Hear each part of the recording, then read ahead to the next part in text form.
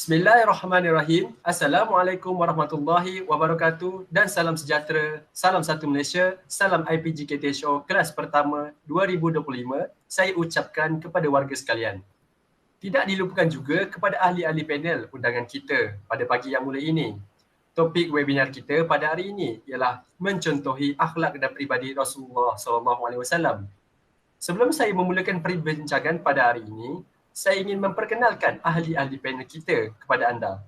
Bersama saya adalah dua orang ahli panel yang tidak asing lagi. Baiklah, ahli panel kita yang pertama ialah saudara Muhammad Syafiq Ashraf.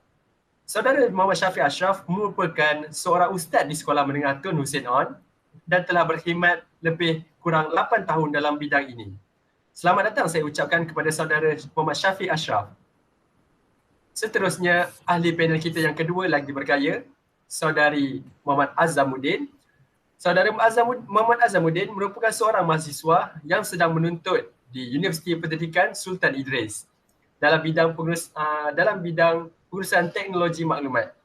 Selamat datang saya ucapkan. Hari Raya memasak ubi, nasi masak di daun jati, berakhlak mulia contohilah Nabi. Itulah kemuliaan yang sejati.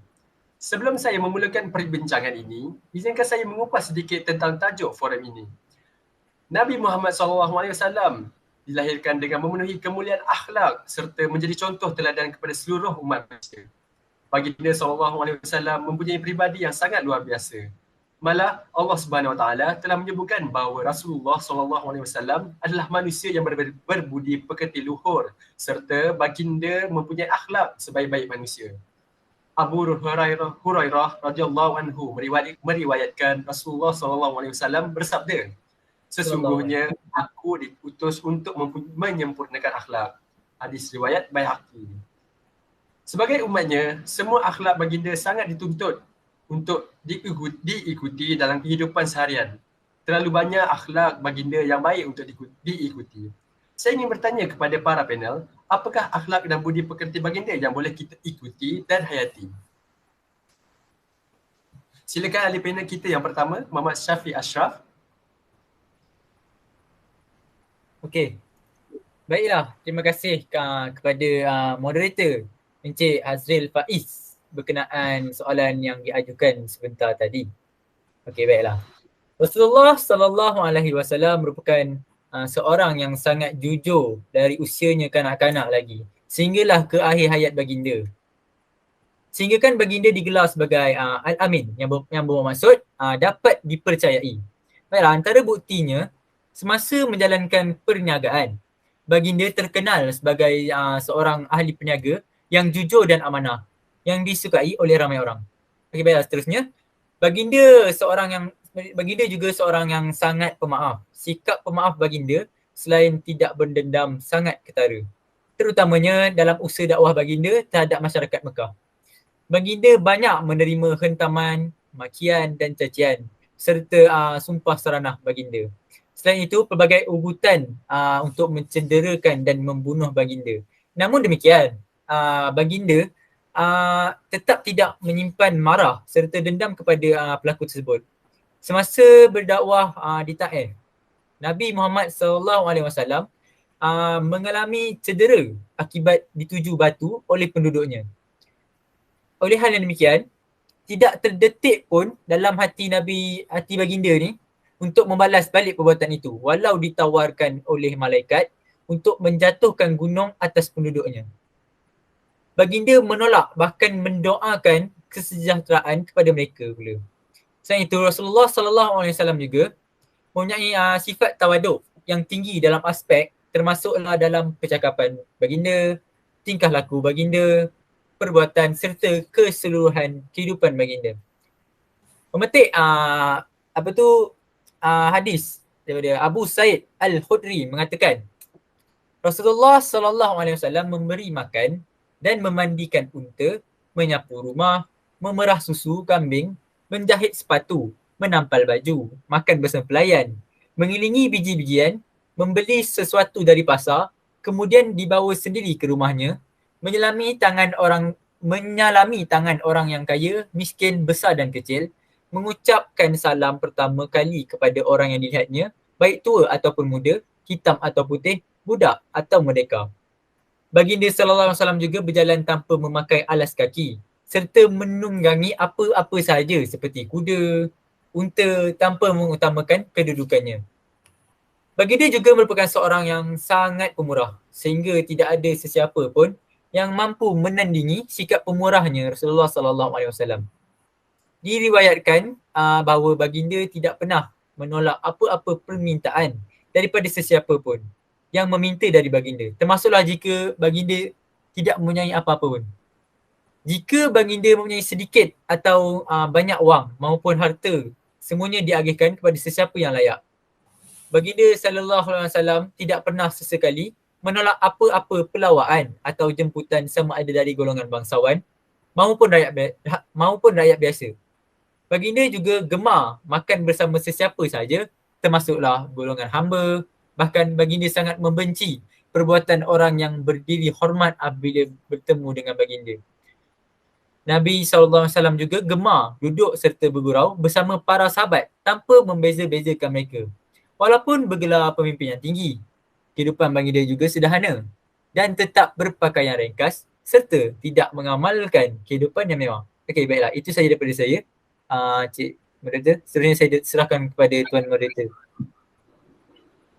Masya Allah. Terima kasih panel kita yang pertama atas perkongsian tersebut. Bagaimana pula dengan panel kita yang kedua? Sangat banyak apa yang dikongsikan oleh saudara Syafiq Ashraf tadi. Jika tidak keberatan, saya ingin menambah beberapa peribadi dan akhlak baginda Nabi Muhammad sallallahu alaihi wasallam. Pertama, Rasulullah sallallahu alaihi wasallam sangat merendah diri walaupun dengan semua golongan termasuk para pengusaha atau golongan hamba saja. Baginda juga seorang yang menghargai tetamu serta bersikap terbuka dengan sesiapa pun baginda berjumpa. Abu Naim meriwayatkan dari Anas radhiyallahu anhu yang berkata bahawa Rasulullah sallallahu alaihi wasallam adalah termasuk orang yang lemah lembut. Demi Allah, baginda tidak menolak ketika hamba lelaki maupun perempuan atau anak kecil yang memberi air. Meskipun pada pagi hari yang sangat dingin, baginda tetap membasuh muka dan kedua lengannya. Bila ada yang bertanya, baginda mendekatkan telinganya. Baginda tidak akan menghentikan sebelum orang yang bertanya habis bertanya. Tidak seorang pun menerima huluran tangan baginda kecuali baginda yang menghulurkannya terlebih dahulu untuk bersalam. Dan baginda tidak akan melepaskan sebelum orang itu melepaskan tangannya terlebih dahulu. Hadis riwayat Tirmizi dan Ibnu Majah. Seterusnya, kita semua tahu betapa sayangnya baginda terhadap isterinya. Tanpa kita sedari, Rasulullah sallallahu alaihi wasallam juga seorang yang sangat romantis serta pandai memujuk isteri-isterinya. Selain bersikap adil, baginda juga sering menunjukkan kasih sayang terhadap mereka. Baginda bijak menghiburkan mereka jika terdapat isterinya yang mencemburui satu sama lain, sehinggalah mereka berasa lapang dan tenang. Aisyah radhiyallahu anhu berkata, aku belum pernah melihat orang yang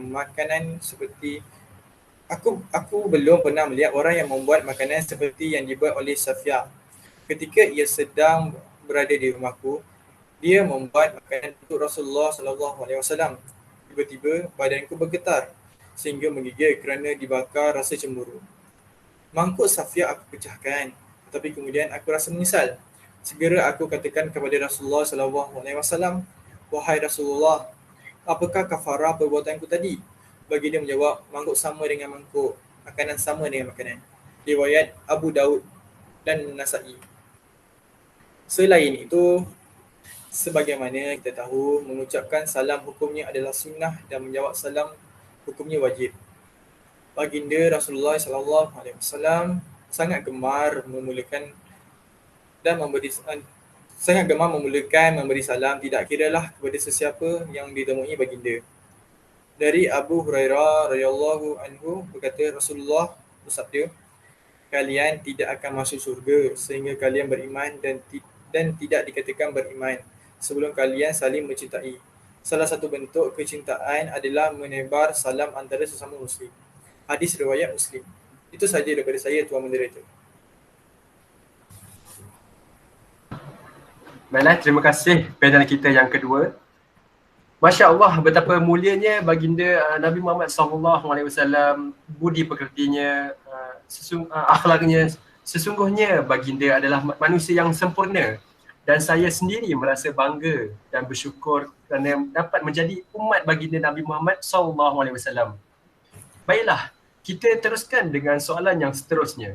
Bagaimanakah cara untuk kita mencontohi akhlak dan pengurusan emosi Rasulullah SAW dalam menangani cabaran kehidupan seharian sebagai khalifah Allah di muka bumi ini? Baiklah, saya beri kepada panel kita yang pertama tadi, Muhammad Syafiq Ashraf. Silakan. Okey, terima kasih saudara moderator. Pertanyaan yang sangat bagus oleh tuan moderator kita. Baiklah, terima kasih atas soalan tersebut. Sesungguhnya sebagai seorang umat Nabi Muhammad SAW, kita hendaklah mencontohi baginda dalam pelbagai aspek. Dan sebagaimana soalan yang diberikan tadi tentang bagaimana hendak mencontohi akhlak dan pengurusan emosi Rasulullah SAW dalam menangani cabaran kehidupan seharian sebagai khalifah Allah di muka bumi ini. Okey, baiklah. Rabiul Awal yang sangat sinonim dengan sambutan Maulidur Rasul yang baru membuka tirai. Lawangan selawat dan salam juga buat junjungan agung terus bergema. Namun apa yang akan terus menjadi satu tanda ingatan kepada baginda sallallahu alaihi wasallam biarpun setelah melepasi bulan kelahiran baginda? Ironinya, selawat yang menjadi tanda ingatan dan cinta kepada Rasulullah sallallahu alaihi wasallam hanyalah hebat dan gah pada sambutan Maulidur Rasul, tetapi tidak menjadi satu kelaziman yang membasahi bibir. Pengajaran tersirat yang harus diambil iktibar daripada sambutan tersebut adalah kecintaan kita kepada Nabi SAW dengan seiring menjadikannya sebagai contoh teladan dalam mengharungi liku kehidupan. Kesyumulan akhlak baginda wajar kita jadikan inspirasi dan sambutan Maulidur Rasul itu menjadikan satu peringatan buat kita refleksi dari diri saban tahun. Bukan hanya nama baginda disebut-sebut tetapi juga seluruh kehidupan baginda akan menjadi contoh walaupun susuk tubuhnya tidak pernah bersua. Hilang sifat sabar apabila menghadapi mehnah dan tribulasi akan membentuk individu yang bersifat pemarah dan bengis, seterusnya membawa kepada situasi yang tidak pernah dijangkakan berlaku dalam masyarakat kita pada hari ini. Okey, contohnya membunuh yang seolah-olah sudah menjadi seperti kebiasaan. Kebanyakan yang berlaku pada hari ini adalah berpunca daripada masalah hati seperti dendam, cemburu, benci dan sebagainya. Malah fitnah memfitnah juga, keji-mengeji, mengumpat-mengumpat, mengadu domba juga telah menjadi satu budaya dalam masyarakat kita. Apatah lagi dengan kewujudan media sosial yang tidak mengehadkan sepadan maklumat. Andainya Rasulullah SAW masih bersama kita pada hari ini, alangkah sedihnya baginda melihat kebejatan moral umat yang semakin meruncing pada hari ini. Tidak dinafikan, ramai yang mengalami tekanan dalam kehidupan sama ada berpunca daripada tempat kerja, keluarga, kejalanan dan juga persekitaran. Malah kadang-kadang manusia diuji dengan ujian kesakitan, kehilangan, kemiskinan, kelaparan dan ketakutan seperti mana yang telah difirmankan oleh Allah SWT dalam surah Al-Baqarah ayat 155 dan 156 yang bermaksud semuanya adalah bentuk ujian yang berbeza bagi setiap umat manusia untuk menguji tingkat kesabaran. Tetapi apakah ini menjadi penyebab tandusnya akhlak baik seperti mana yang pernah dipamerkan oleh Rasulullah SAW? Seterusnya, saya beri soalan ni kepada panel kedua. Saya amat bersetuju dengan apa yang diperkatakan oleh saudara Syafiq Ashraf sebentar tadi, dan izinkan saya menambah sepatah dua kata. Ketamadunan sesebuah masyarakat dilihat daripada asas akhlak sejati yang dibina. Pembentukannya sudah pasti perlu bermula dengan mencontohi akhlak insan yang ulung yang ditonjolkan seperti mana yang dirakamkan dalam surah Al-Ahzab ayat 21. Artinya, sesungguhnya telah ada pada diri Rasulullah itu contoh ikutan yang baik bagi kamu, iaitu bagi orang yang sentiasa mengharapkan keridaan Allah dan balasan baik hari akhirat. Serta ia juga banyak menyebut dan memperingati Allah dalam masa susah dan senang. Kehebatan akhlak Nabi SAW tiada tandingannya dengan manusia lain. Ini jelas dapat dilihat daripada kisah Sayyidatina Aisyah yang telah ditanya oleh seorang badui mengenai akhlak Rasulullah. Maka beliau menjawab, akhlak Rasulullah sallallahu alaihi wasallam adalah seperti Al-Quran. Hadis riwayat Bukhari dan Muslim. Justru itu, meletakkan Al-Quran dan sunnah Nabi Muhammad sallallahu alaihi wasallam sebagai panduan hidup merupakan akhlak yang mahmudah bagi orang yang beriman dan bertakwa. Akhlak yang dimiliki oleh Rasulullah merangkumi seluruh kehidupannya yang dilalui oleh baginda seperti suka memaafkan, bertolak ansur, sabar, adil, penuh kasih sayang dan rendah hati dalam semua perkara. Sudah pasti ini semua perlu menjadi pegangan yang menyeluruh bagi umat yang kehausan akhlak dan nilai Islam. Sudah sampai masanya ingatan dan tanda cinta kepada Rasulullah perlu terarah kepada mencontohi dan mengamalkan seboleh mungkin apa yang telah dipamerkan oleh Rasulullah dalam kehidupan sehariannya. Respon seseorang terhadap sesuatu yang berlaku di sekeliling juga mestilah berteraskan kepada pengajaran yang telah dibentuk melalui peribadi baginda walaupun pelbagai ujian melanda diri. Refleksi diri dengan kisah-kisah yang menggambarkan kehidupan Rasulullah akan menyentuh hati sanubari dan menyedarkan akan ketinggian serta keagungan peribadi kekasih Allah Subhanahu Wa Taala. Ketandusan akhlak umat manusia pada hari ini menyebabkan semakin jauh dari landasan Islam yang sebenar. Manusia hilang kasih sayang serta hidup bertuhankan nafsu semata-mata mengejar duniawi, lantas tidak memikirkan kepentingan bersama dalam pembentukan sesebuah peradaban. Keruntuhan akhlak umat manusia adalah kerana tidak meletakkan Nabi Muhammad sallallahu alaihi wasallam sebagai idola yang paling ideal untuk dicontohi. Maka segala tindak tanduk dalam kehidupan tidak berkiblatkan kepada apa yang telah digariskan dalam Al-Quran dan As-Sunnah.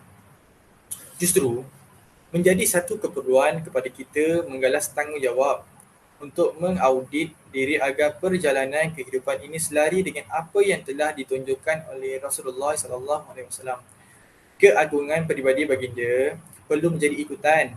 Masyarakat harus diperkasakan untuk membudayakan sifat-sifat mahmudah.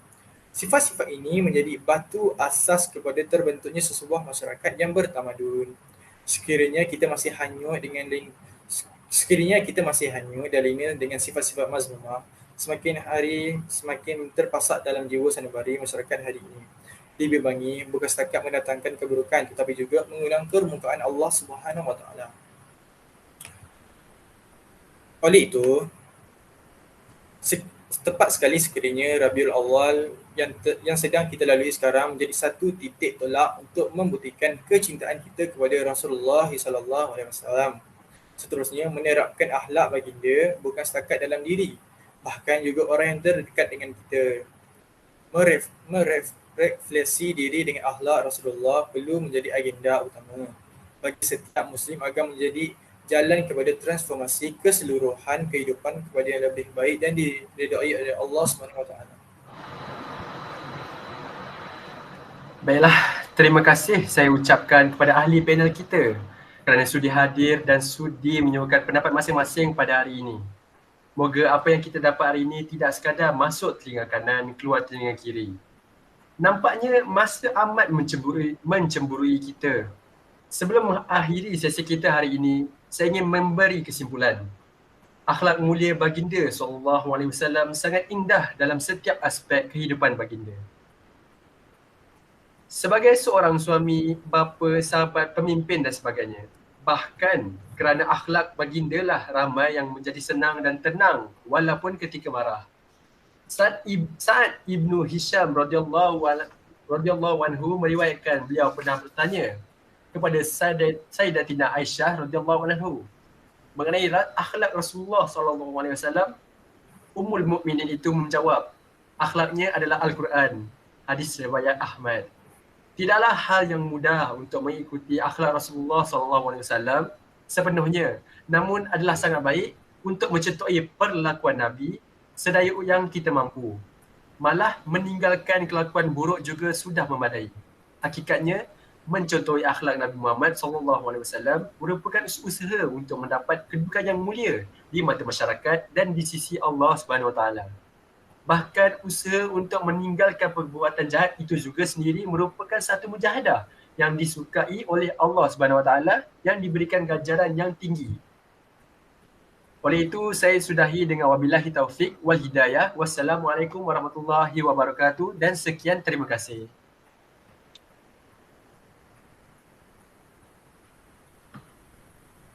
Dah. Dah. Sakit siap mata aku. Jam. Sumpah.